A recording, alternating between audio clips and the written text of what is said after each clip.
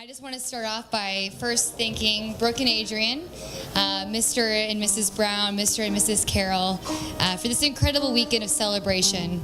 I will admit, you all know how to put on quite the party. And Brooke, you should seriously be a professional party planner, because she is the craftiest person I know.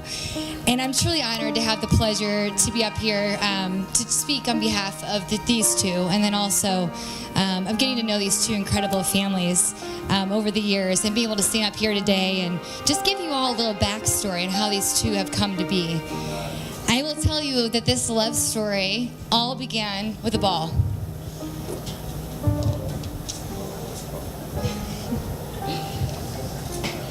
Brooke started off as one of my biggest rivals on the softball field nearly 15 years ago.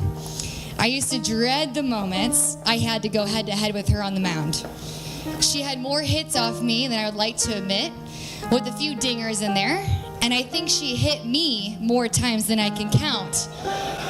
Thank God she gave up pitching in college, because I think she probably would have sent some girls to the hospital. Despite our rivalry, we put competition aside as we both made the decision to continue our careers at the University of Illinois Springfield together as roommates. This is when I realized that this ball represents much more than just a game.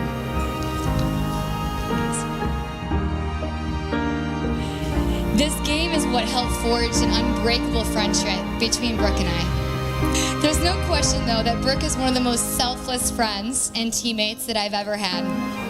From the countless mound visits where she would tell me a completely inappropriate joke to get me to relax, or when she used to carry me up our dorm room stairs after my knee surgery and put me into my bed because I couldn't walk, she was always the teammate and friend that I probably didn't always deserve. While Brooke's love of 3-hour practices and timed mile runs often wavered, her love of friends and teammates never did. It is also because of this game that brought Brooke and Adrian together. As many of you know, they both played baseball and softball at UIS.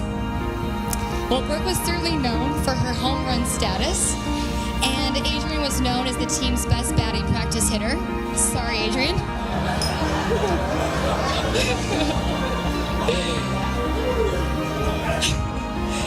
They both had their very unique love of the game.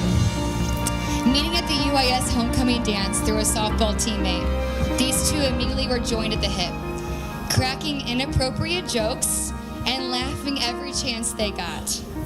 Their laughter and chemistry is certainly infectious. I still won't forget the countless times we laughed hysterically at the fact that they both would steal toilet paper from the hotel bathrooms on baseball and softball trips just to save a few bucks. They definitely are more similar than they are different.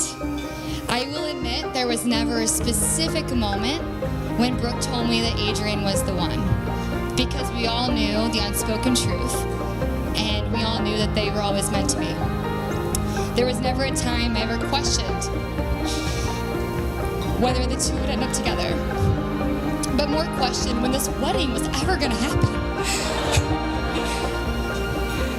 Glad you finally got around to asking, Adrian. And of course, there was no better way for you to ask but to do it in her hometown of St. Louis, at Busch Stadium, on the field with the former Cardinals manager, Mike Matheny. It was seriously an incredible moment. It was because of this great game that we all became friends, and that Brooke and Adrian fell in love. I thought it was only fitting to give them some baseball advice as they begin their marriage journey together. Brooke and Adrian, remember to be good sports in the game of marriage. Don't ask for an easy place in the lineup and the easy way out when things get hard. Give this marriage 110% of everything you have, as this game only gives back what you put in. And remember, if all the line drives seem to come your way, realize you can make all the plays much better as a team. Don't forget that failure is part of this game, but do not let those failures define you in your marriage. The game will never give its players more trouble than you can handle, and as long as you can accept that the bad breaks as part of the game, you will hit every curveball thrown your way. Learn how to play the game the right way by challenging each other to stay true to yourselves and never lose sight of why you fell in love in the first place. And finally, if the natural turn of events goes against you, and either of you are benched for sickness or old age, accept that as part of the game too.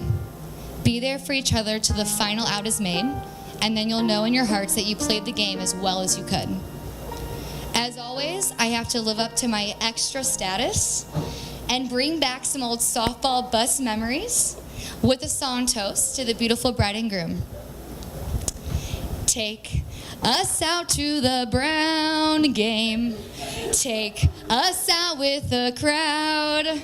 Bring us some champagne and wedding cake. We don't care if we party too late. Let us root for the Brown team.